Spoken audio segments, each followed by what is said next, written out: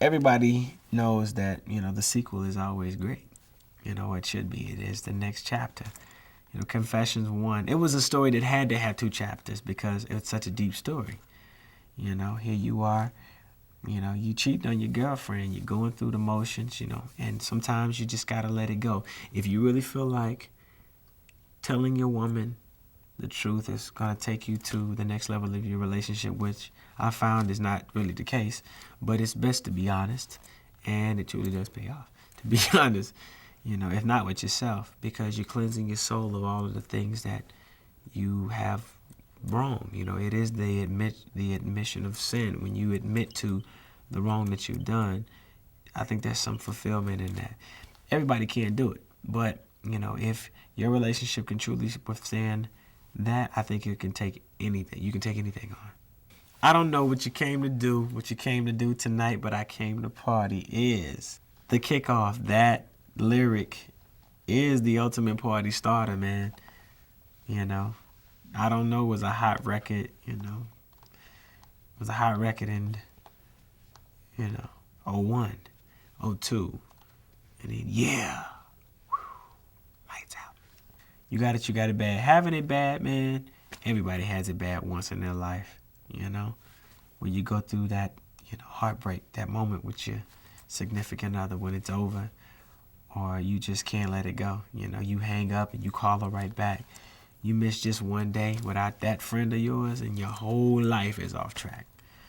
You got it bad when you stuck in the house and you don't want to go out with your friends, have fun, go to the movies. She's all you think about.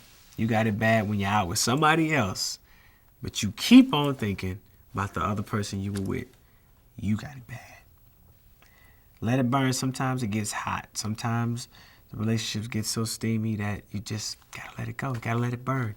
Yeah, it hurts. And I think burn is probably the only word that you could use to explain the anguish and agony that you go through when you're letting go of a relationship that means that much to you, or, that you really don't want to let go. But sometimes you just gotta let it burn, man. You gotta let it burn. Caught up. Everybody gets caught up once or twice in their life, sometimes 3. Sometimes people spend their entire lives caught up and never really know it. But, when you find that one girl that's dangerous, that lower body reminds you of a horse. Whew. Good luck, man. Well, yeah, it's obviously it's better than no, right? Imagine that. Would it had been as big of a record if it was no, no, no, no, no, no? I just don't see it.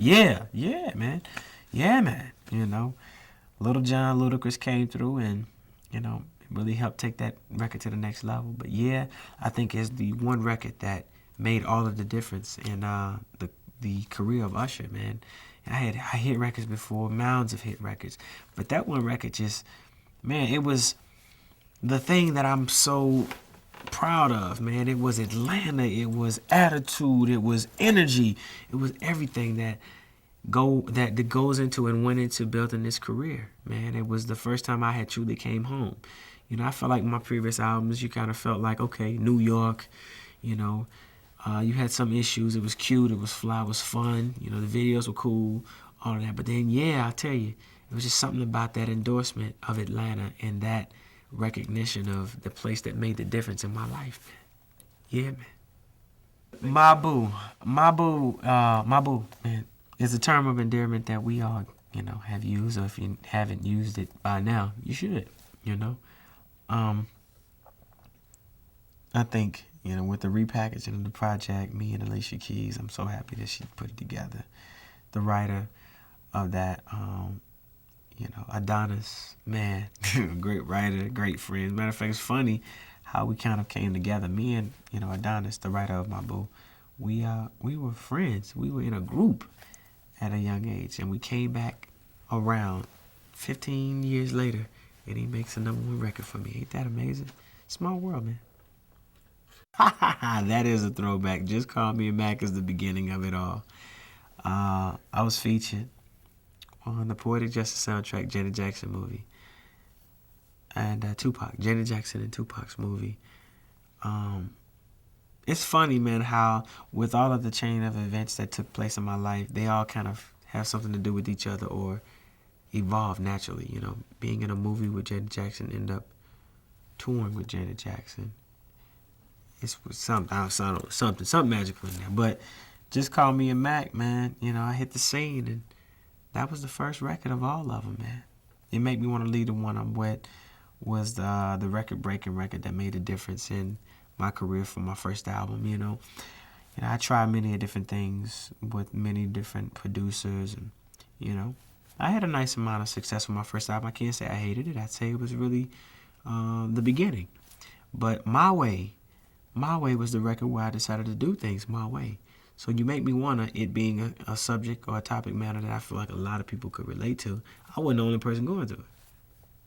My Way was like my prerogative. My Way was like Thriller. My Way was more or less like Off the Wall, that breaking the ice record. You knew Michael Jackson before from the Jackson 5 and everything that he had done. He didn't even perform solo records, but when he put out Off the Wall, that was the difference. When My Way came, that was truly the difference. It was almost like that was my first album. My Way, I had my first big hit record. It was, a very, very successful album, hot videos. I toured all around the world with Janet Jackson on My Way. It was like the beginning of it all. Even though I'd had, moderate success before, My Way really, really, really made a difference in my career. Nice and So, another fly guy term, there's not one song that you could point to in all of my career that is who Usher is. I think that it is a collective effort of all of the records put together that make who Usher is. It is what I consider eclectic music.